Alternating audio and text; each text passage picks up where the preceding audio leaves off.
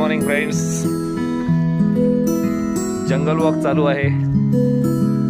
मी आणि माझा मित्र अनिल राठोड पिकिवीच्या जंगलातून मस्त झकास असा थंडीचा आनंद घेत आहोत.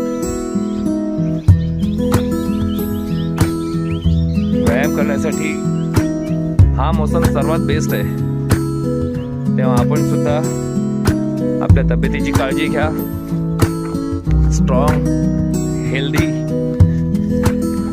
आणि निरोगी राहा. त्यासाठी नेहमीच व्यायाम करायला सुरुवात करा. हीच ती वेळ, हाच तो मोसम आणि हीच खरी संधी.